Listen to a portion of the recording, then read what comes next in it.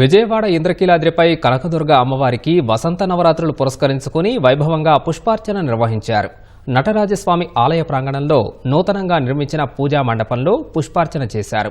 ప్రధాన ఆలయం నుంచి పుష్పాల బుట్టలు తీసుకొచ్చిన అర్చకులు ప్రత్యేక పూజల అనంతరం పుష్పార్చన చేశారు. ఈ కార్యక్రమంలో పెద్ద సంఖ్యలో భక్తులు పాల్గొన్నారు.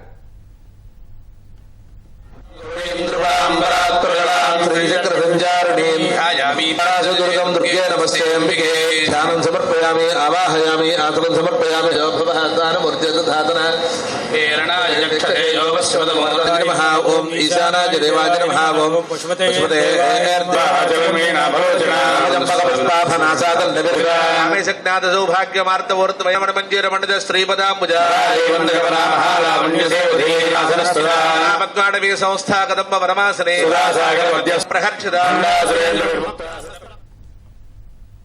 చైత్రమాస నవరాత్రములు పురస్కరించుకొని పుష్పార్చన అనేక మంది భక్తుల యొక్క భక్తిభావంతో ఈ పుష్పార్చన చాలా కాలం బట్టి జరుగుతుంది.